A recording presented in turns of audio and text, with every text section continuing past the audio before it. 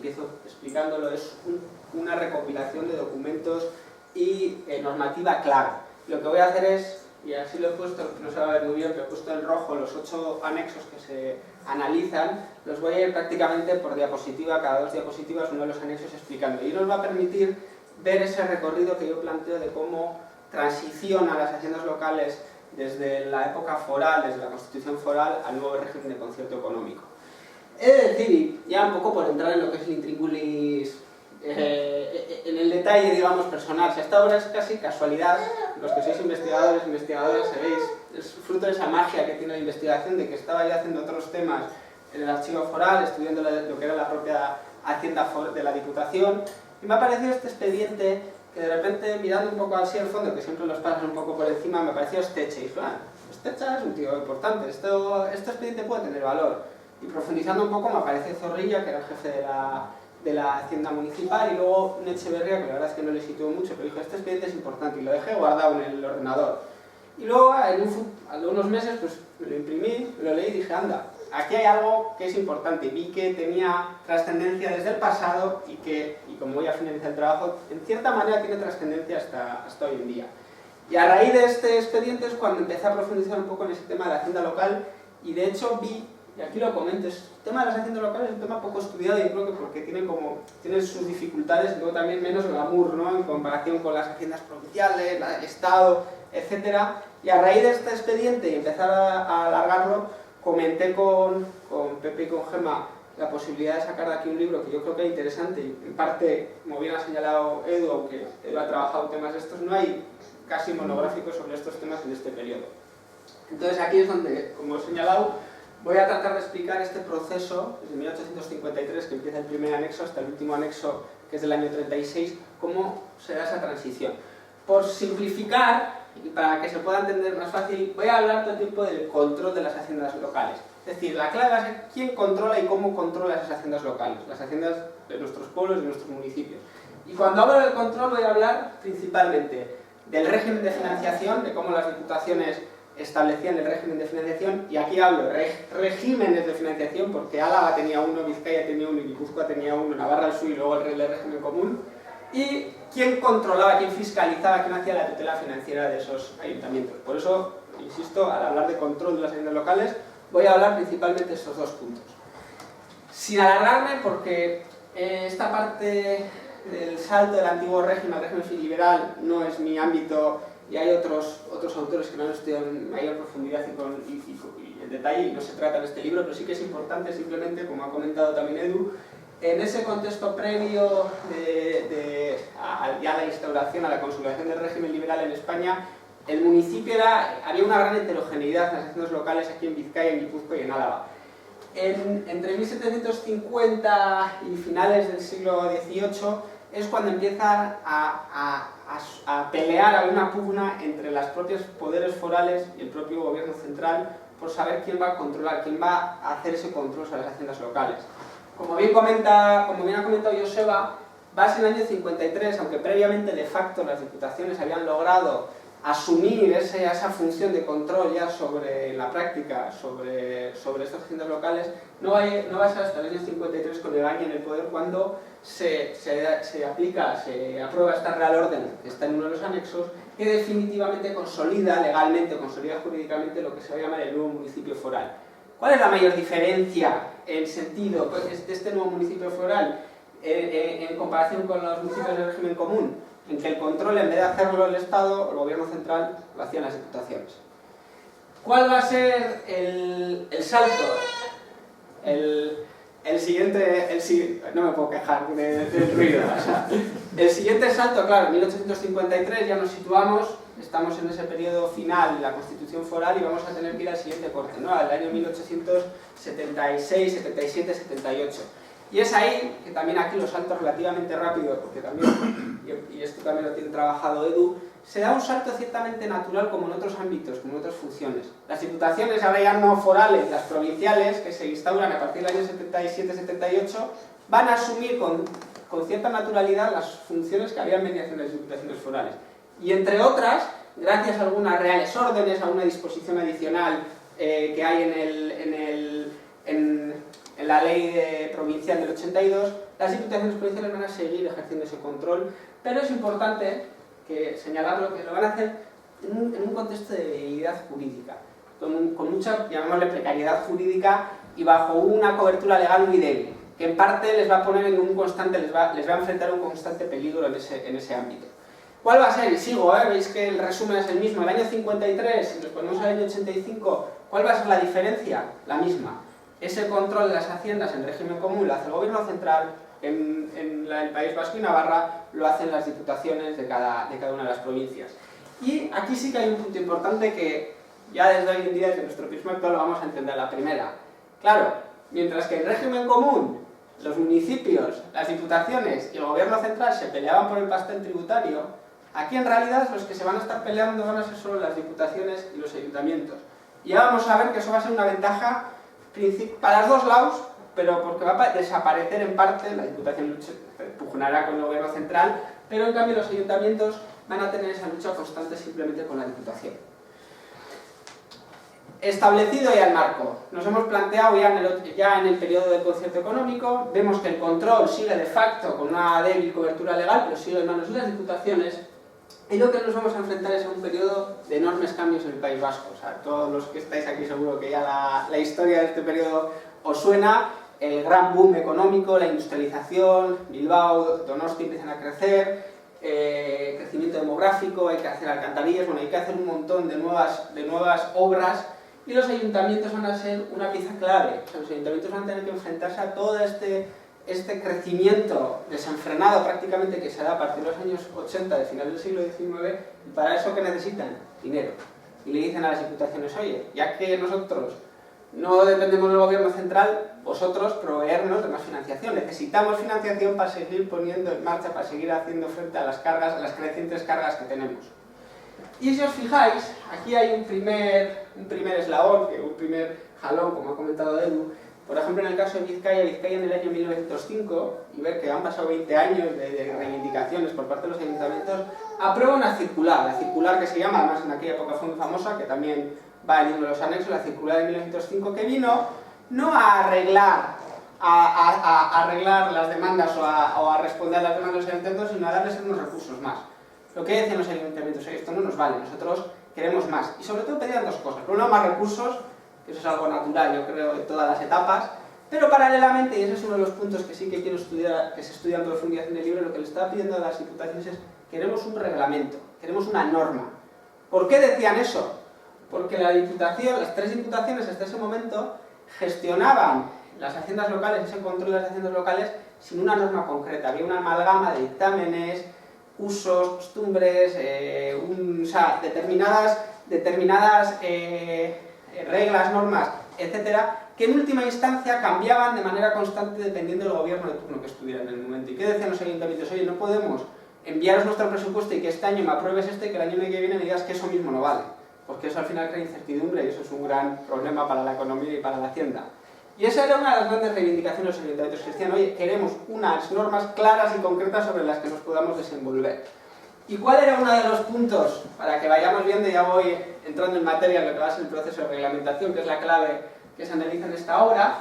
¿Cuál va a ser uno de los puntos que vamos a ver? A partir de 1905, cuando saca la circular, que parece que la diputación dice, bueno, va, con esto voy a arreglar este tema, en realidad los ayuntamientos dicen, no, esto no nos sirve para nada, y en parte se crea todavía una mayor tensión, sobre todo cuando comparan su situación financiera con la de la diputación. Aquí lo pongo, he puesto este cuadro que creo que es bastante visual. El caso de Álava es un poco especial, pero en el caso de Vizcaya y Guipúzcoa se ve muy claro. Bueno, Bilbao y Donostia, desde 1880 hasta el año 1915, crecieron muchísimo y tenían muchísimo gasto. Si podéis ver, su deuda por habitante en Bilbao era de 211 pesetas por habitante. El de la DIPO era de 15. El de Guipúzcoa era de 240, el de Donostia era de 244. La Diputación de 32 por persona. ¿Qué decían? Oye, no puede ser que no me estéis dando. Y ahí es cuando, incluso en esta década de 1910, nos vamos a encontrar que la Diputación, el Ayuntamiento de Vitoria llama al Ayuntamiento de Donostia de Bilbao a unir todos los ayuntamientos vascos para ir en contra de las diputaciones. Empieza a haber una creciente tensión institucional, interinstitucional en ese contexto. Claro, yo cuando vi eso, me pregunté, y cómo no, dije, ¿por qué las diputaciones, y veías ese cuadro y dices, ¿por qué las diputaciones no atendieron las demandas, ¿no?, de los ayuntamientos hasta bien entrada la década de 1910, cuando este problema ya se identifica a principios del siglo XX, al menos en varios de los documentos que podía analizar? Y yo he planteado, y esto es una interpretación a partir del análisis, un primer punto, es la medicina es muy común, el principio de precaución, que lo apliqué también aquí, que era, como he comentado antes, el marco legal era muy débil, y decían las diputaciones en parte temían que un paso en falso pudiera, en vez de beneficiarles, terminar yendo en su contra. ¿Y qué era un paso en falso? Hacer una norma, hacer algo que te aparezca el gobierno central, te meta en tribunales, y como, insisto, ya os digo que muchas cosas no han cambiado en el tiempo, de repente te lo tumben en Madrid y te quedes ni de facto ni de jure, que pierdas todo ese control sobre un ámbito tan sensible como era este. Y este era uno de los puntos que yo creo que fue de los más importantes a la hora de entender por qué las diputaciones andaban con pies de plomo en este tema. Luego había otros puntos, pues la pugna político-institucional en diputaciones y ayuntamientos. El control financiero respecto, por ejemplo, de la Diputación a Bilbao era una manera de decirle a Bilbao, cheche, tú no me crezcas tanto.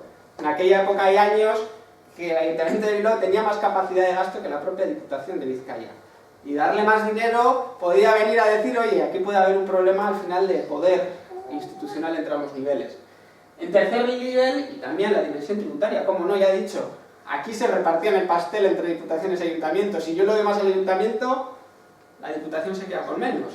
Y como ya he dicho, la Diputación de Vizcaya y el Ayuntamiento de Bilbao tenían presupuestos parecidos, por lo tanto, no era un tema baladí el tema del dinero. Desde nuestra óptica no lo vemos así, porque hoy en día ha cambiado mucho ese equilibrio, pero en aquella época el equilibrio era diferente.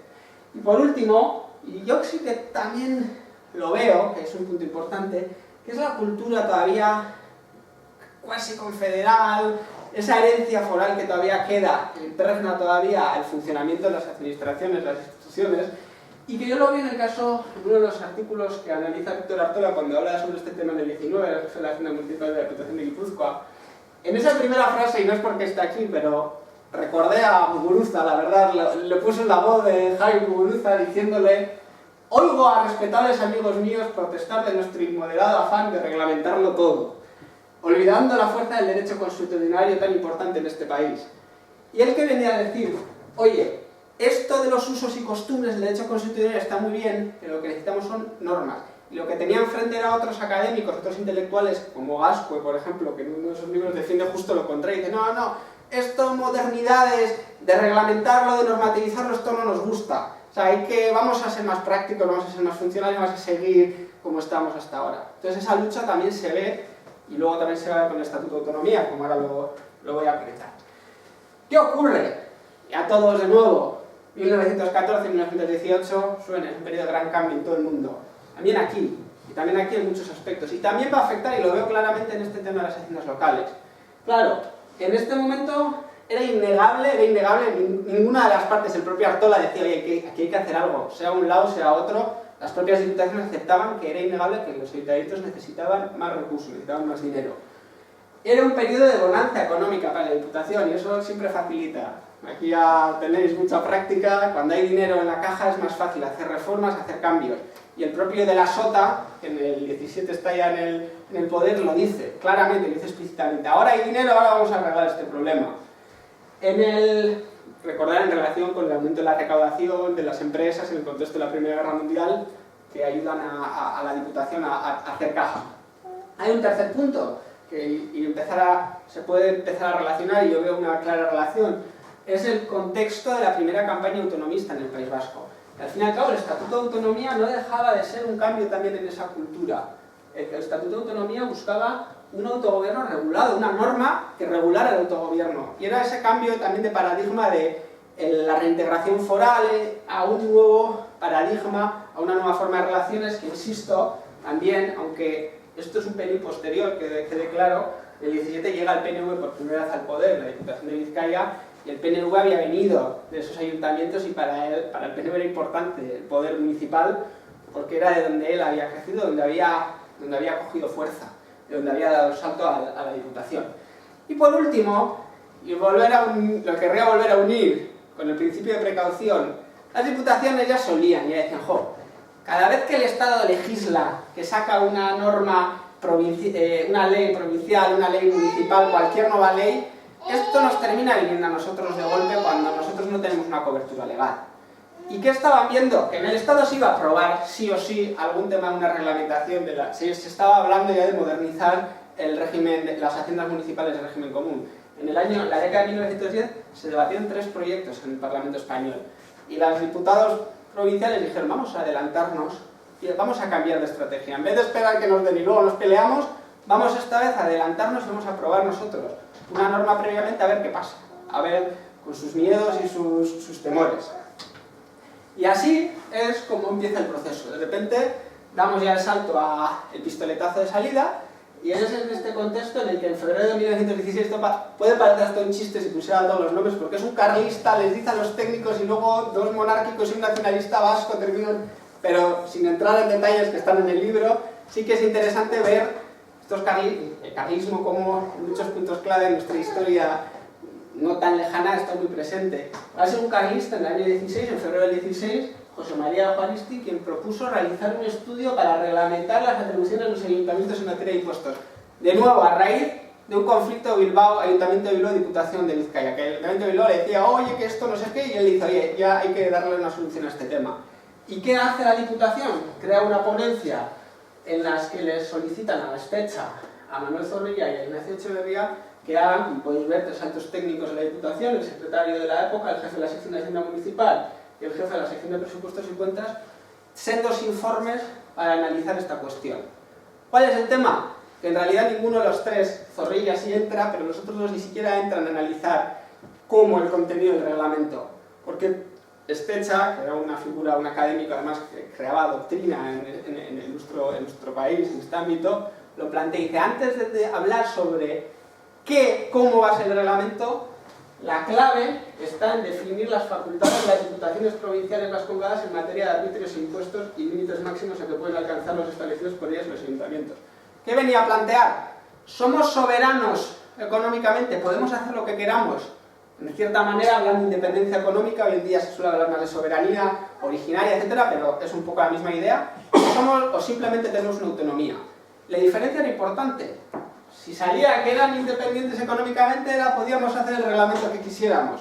Pero si salía que tenías autonomía, la idea era aplicar el mismo sistema que el régimen común con pequeños cambios. Unas tarifas un poquito más altas, unas tarifas un poquito más bajas.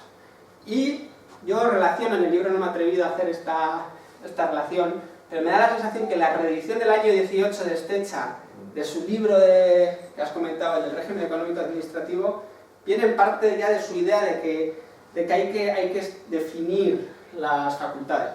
Y curiosamente, y lo comento porque seguramente, si preguntara me dirías: seguramente estos técnicos de la Diputación hablarían de independencia económica. Hoy en día el secretario de la Diputación no nos hablaría de subir unas tarifas, ¿no? Hablarían de independencia económica. Y curiosamente no. Curiosamente, tanto el propio Estecha como Zorrilla hablan de que aquí, en este ámbito, había autonomía. Y va a ser Echeverría, que no he conseguido información sobre él, pero pues su discurso me huele que andaría cercano al nacionalismo vasco, que va a decir: no, hay independencia económica desde siempre y nosotros podemos hacer lo que queramos. Y cuando estos 3 informes llegan a la ponencia, a los políticos, que son 2 conservadores y un nacionalista vasco, deciden decir que ellos se alinean con Echeverría y que las diputaciones son independientes económicamente y que pueden hacer lo que quieran. Es decir, en cierta manera asumen el discurso de los 3 que les interesa y los otros 2 los aparcan. Pero sí, y siguiendo en parte lo que les dice Echeverría, dicen: vale, vamos a llevar esto a Guipúzcoa y Álava. O sea, no vamos a tomar nosotros un camino unilateral, vamos a hablar con ellos. Y se reúnen, como era común en aquella época, las 3 diputaciones se reúnen en un punto concreto, en este caso en Zumárraga, para plantear o discutir esta cuestión relativa a las facultades de que se hayan investigado las diputaciones vascongadas en materia tributaria, naturaleza y límite de los impuestos que pueden autorizar los ayuntamientos. La verdad que en 2 hojitas de acta que se incluyen en el libro, lo dilucidan muy rápido. Son plenas, soberanas para hacer lo que quieran.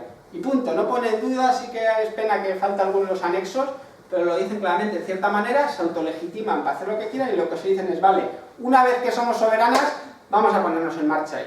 Fijaros, estamos en el 17 y se emplazan a que cada diputación rápidamente se ponga a hacer un reglamento para luego ponerlos en común y decidir cuál aprueban o cómo aprueban. Se llega a plantear, y esto nos viene a hablar de los temores que había detrás de este proceso, se llega a plantear, lo hace Ladislao Zabala, que había sido diputado, presidente de la Diputación de Guipúzcoa en aquel periodo, le llegó a plantear hacer un reglamento común para las 3 diputaciones del año 17. Yo creo que en el año 2016 mismo, no sé si hubiera sido fácil hacer un reglamento, hacer una ley común en ese sentido, en el sentido concreto de lo que es la Hacienda. Y en este momento se plantea incluso que para hacer frente a posibles peligros de injerencias del gobierno central se haga un reglamento único para las 3, aunque luego esa idea se aparta. ¿Cómo acaba? Y más o menos después de las actas lo que hacen es plantear unos principios que son estos: el reconocimiento de la soberanía de las diputaciones, robustecer la autonomía de los ayuntamientos, fijar unos conceptos contributivos clave y la reglamentación del procedimiento de apremio administrativo para que cada diputación, siguiendo estos principios, ponga en marcha, cada una elabore su propio reglamento. Y es un punto curioso que lo quería subrayar porque leyendo el acta te hace hasta gracia. Están párrafo tras párrafo hablando de soberanía, independencia, todos estos temas, pero al final del todo, fuera de los principios que están bien encuadraditos, etc., aparece un párrafo que lo dicen, al margen de todos estos principios, y dicen: omitiendo toda referencia a ella, un criterio de conveniencia práctica aconseja que a fin de evitar choques o resoluciones desfavorables, en los futuros reglamentos se procure no contravenir lo dispuesto en aquellas leyes generales, aunque sin suprimir ninguno de los recursos utilizados por los ayuntamientos. ¿Qué vienen a decir? Bueno, somos libres, soberanos, etcétera, pero tener cuidado con hacer algo muy raro, no sea que nos venga el Estado por detrás y nos haga toda esta jugada rana. Y así es como empiezan. Bueno, sí, lo planteo rápidamente. Empieza cada diputación a desarrollar su reglamento, principalmente, y en este caso sí me centro en el Vizcaya, se ve bastante claro cuáles son los objetivos. O sea, uno de ellos es claramente pues, ofrecer mayores recursos a los ayuntamientos, arreglar ese problema interinstitucional que iba creciendo desde principios del siglo XX, y también, y cuando hablan del apremio, del procedimiento de apremio, se ve claramente que lo que quieren es controlar a los ayuntamientos. Había ayuntamientos que no le hacían ni caso a la DIPU, y cuando sacan este procedimiento de apremio es precisamente para poder castigar a determinados ayuntamientos que no cumplen con las normas que establece la Diputación. Pero al mismo tiempo le dicen al ayuntamiento: oye, esto también te sirve a ti para penar a tus contribuyentes, que también algunos ayuntamientos tenían problemas con contribuyentes. Entonces, en cierta manera, vienen a modernizar, si diríamos hoy en día, esa idea del procedimiento de apremio. Y en el plano externo, claramente, la idea es respaldar su posición de soberanía respecto a la administración, al gobierno central, y respaldar jurídicamente su actuación. O sea, que ya se veían que año tras año les estaban llegando sentencias desfavorables y decían: venga, vamos a poner esta norma a ver si esta sangría la podemos detener, la podemos al menos aliviar. Ya voy rápido, no queda mucho, yo creo que voy bien de tiempo, así que creo que estoy intentando mantener la atención. Muy rápido, fijaros, desde el 17, en el año 18 Guipúzcoa aprueba su reglamento, ya lo pone en marcha en el año 19, Vizcaya un año después. Su idea, y no entro porque ahí sí entro en el libro, lo explico un poco más en detalle, pero la idea es bastante simple y no me voy a alargar aquí. Lo que hacen es, por primera vez, establecer un marco estable, regular, y año tras año los ayuntamientos podían elegir libremente, sin empezar a pedir permisos ni historias. Dentro de ese marco podían hacer lo que quisieran: cojo este impuesto, cojo esto, a esta tarifa, hasta esta tarifa. Todo estaba establecido en ese reglamento. Al final era una norma ya estable que le daba certidumbre a las haciendas locales a la hora de funcionar. Y este es un punto, y luego voy a plantear, lo de Álava lo voy a pasar rápido, pero que tanto el reglamento de Vizcaya como el de Guipúzcoa se parecían mucho entre sí, pero a su vez, como ya habéis visto antes, ese temor a que no hagamos algo muy raro, ellos a su vez se inspiran en el proyecto sobre extracciones municipales que estaba en ese momento en discusión en Madrid en el año 18, que lo había elaborado el ministro de Hacienda, González de Sada, que a su vez el Estatuto Municipal del 24 se inspira en este. Por lo tanto, lo que nos vamos a encontrar en los años 30 es que los regímenes de financiación de Guipúzcoa y Vizcaya y el régimen común, con diferencias importantes, pero eran bastante similares. Álava ha sido su camino propio. La verdad es que el sistema Álava es la muestra de los límites, los grandes límites del autogobierno vasco en aquella época, en términos tributarios, igual autogobierno ministerio, mejor dicho autonomía, porque Álava tenía un sistema muy peculiar y muy diferente a todo el resto de sistemas que había en el Estado. que no voy a entrar, pero está en el libro. Y ya voy finalizando para ver las consecuencias de estos reglamentos. Fijaros, si tuviera que vender el libro, si viviera de este libro, esto lo hubiera puesto lo primero, pero lo dejo aquí para que veáis que es serio el análisis que planteo. El reglamento de Guipúzcoa del año 18 es el primer reglamento moderno de haciendas locales que se aprueba en el contexto de la hacienda compuesta española del siglo XX. No hay ninguno antes, porque hasta el Estatuto Municipal, desde el 19 el Estado no había modernizado sus reglamentos de haciendas municipales. Por lo tanto, lo que nos estamos encontrando es que son pioneras las dos diputaciones, la de Guipúzcoa y Vizcaya, en poner en marcha estos reglamentos. Es una apuesta arriesgada, pero como vamos a ver ahora, va a ser exitosa. Va a ser exitosa porque va a aguantar. Y en sí, en Álava, yo creo que aguanta, no sé hasta cuándo, pero entra en el franquismo hasta el 50 y pico. Va a seguir este sistema de esto que en este momento consiguen consolidar. Como indicó, y lo dice el vicepresidente de la Diputación de Vizcaya, Mariano Latorre, y por eso digo, no penséis que esto es un análisis que hago yo. Ellos ya eran conscientes de que eran los primeros, y lo dice. Mediante la sanción definitiva del reglamento, cabría a la Diputación la honra de haber formado el primer Código Municipalista de Impuestos Municipalista de Impuestos de la Nación. Y el propio Ayuntamiento de Bilbao también se congratuló de que la Diputación se anticipara en su implantación al Gobierno de la Nación. Fue, y ahí ya entro en la interpretación, pero fue claramente un éxito. ¿Por qué? Y ahí va a haber una prueba de fuego clara. 5 años después viene el Estatuto Municipal. Me puedo imaginar a los servicios jurídicos de las diputaciones del año 24 temblando, diciendo, esto a ver cómo nos viene, y mandando, como Edu bien ha dicho y como bien analizan en sus libros, a toda la tropa, a Madrid, a las Cortes, a donde sea, a ver cómo hacemos para que esto no nos afecte en exceso. El 24, el Gobierno Central aprueba el Estatuto Municipal del 24, que tiene por un lado, se estructura en 2 libros, por un lado la organización de la administración municipal. En ese sentido se aplica en buena medida también aquí, pero el segundo libro sobre el régimen de financiación de las haciendas locales exceptúa a las provincias vascongadas y a Navarra. Y lo hace expresamente en el propio Estatuto Municipal. La disposición 26ª del Estatuto Municipal dispuso que seguirán en vigor los regímenes especiales de las acciones municipales de las provincias vascongadas y Navarra. En ese momento me puedo imaginar descorchando champán en las diputaciones diciendo lo hemos logrado. Esta apuesta que hicimos en el 17, en el 18-19 nos ha salido redonda, porque hemos superado esta prueba y nuestros reglamentos, como así fue, se van a mantener vigentes hasta el año 37, hasta que se derogue el concierto económico en Vizcaya y Guipúzcoa.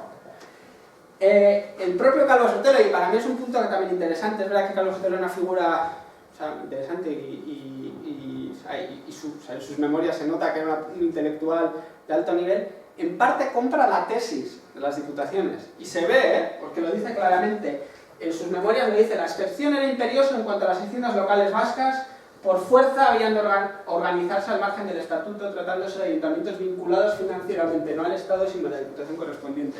Pero incluso llega un punto más, cuando era director de... ¿Cómo era de la administración?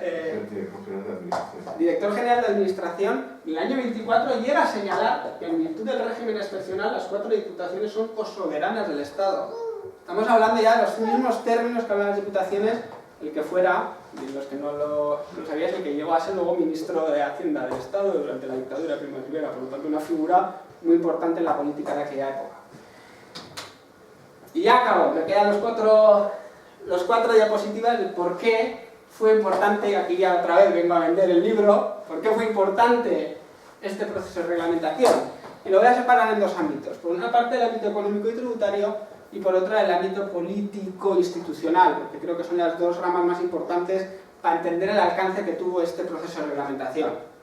Por un lado, el ámbito económico y tributario era algo clave. Los ayuntamientos eran una pieza central del tablero de juego fiscal vasco en aquel contexto, y os lo pongo porque no son los datos totales, son solo los ingresos de las capitales. Si os fijáis, estos son los datos del año 30 de la recaudación fiscal tanto del Estado en las provincias vascas, en las 3 capitales y las diputaciones. La suma de la recaudación fiscal de las diputaciones era el 32%. La recaudación fiscal de las capitales, que la recaudaban directamente ellos, sobre todo por los consumos, era casi el 10% de la recaudación fiscal que se hacía en Euskadi, en el País Vasco, de manera directa por los ayuntamientos. Y en los ingresos directos del Estado por recaudación fiscal directa eran el 22%. Esto esto marcaba la balanza hacia un lado o hacia otro. Al quedar bajo el control de las diputaciones, lo que permitía era que con gran holgura la recaudación fiscal se controlara aquí. Si llega a pasar al otro lado con el Estatuto Municipal del 24, la situación hubiera cambiado. No sé cómo o de qué manera, pero hubiera sido diferente seguro.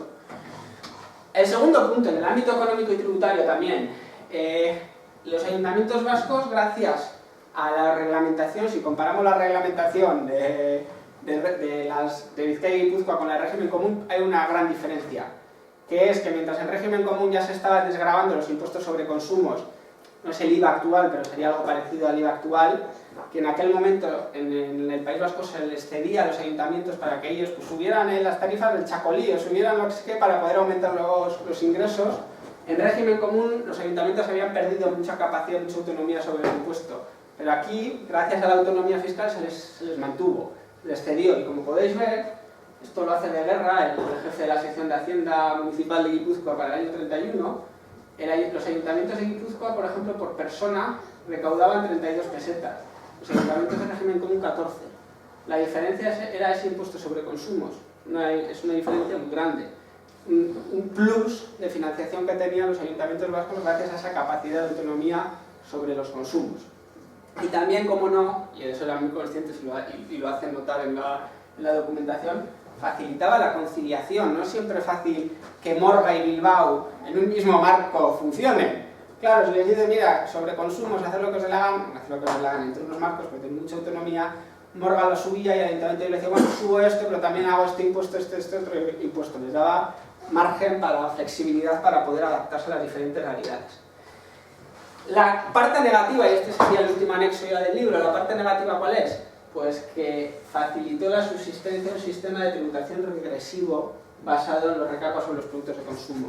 Claro, como en régimen común se habían ido desgravando los consumos, o sea, lo que pagaba la ciudadanía por los productos que comía o bebía, en realidad no estaban tan gravados como aquí como Bilbao, como cada ayuntamiento los gravaba, en realidad, como bien sabéis, los impuestos indirectos son regresivos por su naturaleza. Había un sistema, y sí que eso lo contabiliza en la tesis, lo llevo a evaluar en la tesis que hice, era un sistema más regresivo que el de régimen común. En junio del 36, el gobierno provincial del Frente Popular de Guipúzcoa plantea un proyecto que es súper revolucionario. Su idea cuál es: les voy a quitar los impuestos indirectos a los ayuntamientos. Lo llega a plantear, lo llega a poner sobre la mesa, y es el último anexo del libro. Es el informe que hacen el jefe de la sección municipal y el jefe de los presupuestos provinciales, en el que describe la situación de las haciendas locales en el año 36 en Guipúzcoa. Es muy similar a la de Bizkaia, que aquí también el Ayuntamiento de Bilbao plantea que la situación es bastante similar. ¿Cuál es la idea? Se ve en la práctica que los ayuntamientos siguen aferrados a un sistema que es clásico de Guipúzcoa, la preferencia del impuesto de consumo sobre todos los demás. Buena prueba de la preferencia que venimos refiriendo nos la dan los datos que acompañamos, en las que se ve a la mayoría de los municipios desgravados o gravados de modo insuficiente por métodos directos, con la singularidad de que algunos de ellos hayan acudido a árbitros extraordinarios de consumos, teniendo intacto el recargo sobre cédulas y abajo tipo los de territorial, pecuario e industrial. ¿Qué venía a decir? Que esta gente de este marco solo va a lo que es fácil de recaudar, que es los consumos. Y toda la recaudación directa, que sería el actual IBI, etcétera, que son un poco lo que está haciendo referencia a estos, ni los toca. Prefiero seguir subiendo el chacolí, que te va a dar recaudación rápida y muy fácil, que decirle a esa gente, y mira, ahora vas a pagar la contribución territorial y vas a tener que pagar tú que eres rico un poco más, tú que tú, etcétera. Entonces, muchos ayuntamientos decidían optar por lo fácil, me quedo con los consumos. En la segunda parte, en el ámbito político e institucional, ¿por qué fue importante este proceso de reglamentación? Pues, en primer lugar, lo sitúo en el contexto de consolidación del sistema de concierto económico que Edu Alonso lo establece a partir del año 1906, que yo creo que de manera acertada, como ya a partir de 1906 se aprueba un concierto económico a 20 años, a más largo plazo, y este es un jalón más, un hito más en ese proceso de consolidación. Las haciendas locales también se consolidan bajo el control de las diputaciones. Y desde una perspectiva de largo plazo, yo sí que creo que es un hito a destacar. Desde 1853 a la ley municipal, que ya sé que no es propiamente las haciendas locales, pero a la ley municipal del 2016, hay una continuidad. En Álava, la Diputación ha controlado desde el siglo XIX hasta la actualidad las haciendas locales. No hay un tracto sucesivo. Y este hecho, estos reglamentos del 18 y 19, no dejan de ser un hito más que explican por qué en un momento dado, por qué se da esa continuidad. Si en el 18 y 19 no llegan a aprobar esos reglamentos, ¿quién sabe qué hubiera pasado con la aprobación del Estatuto Municipal? Que nunca se sabe, no estoy tratando de hacer historia contrafactual, pero lo que sí vengo a decir es que esos reglamentos facilitaron que se diera una continuidad en ese control en manos de las diputaciones después de la aprobación del Estatuto Municipal.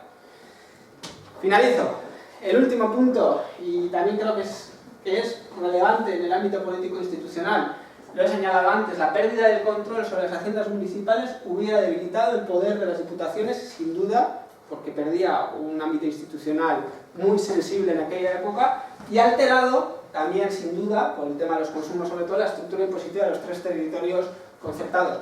Igual a mejor, igual a peor, no vengo a hacer una valoración subjetiva, sino a decir simplemente que hubiera sido diferente. En aquel periodo, y esto es un punto que hoy en día, también hablándolo con Joseba me decía cómo el franquismo vacía de contenido político a la administración local, a los ayuntamientos, pero en aquel periodo, antes de la guerra, los ayuntamientos jugaban un destacado rol político como organismos legitimadores, dinamizadores, vertebradores, todos estos movimientos municipalistas que nos sonarán de la historia, ¿no? De los momentos de los estatutos, las negociaciones del concierto, etc. Los ayuntamientos eran un nivel institucional clave en esos movimientos políticos, sociales y culturales del país. Y finaliza, al fin y al cabo, la pérdida de la vinculación financiera también podía afectar al sistema de prioridades e intereses de los ayuntamientos. Si llegan de repente a depender del gobierno central, igual estos problemas ya no le parecen tan importantes y se pudiera dar la situación de que ponga en peligro la convergencia de intereses entre los dos niveles, entre diputaciones y ayuntamientos. Así que, nada, finalizo simplemente y quiero volver a agradecer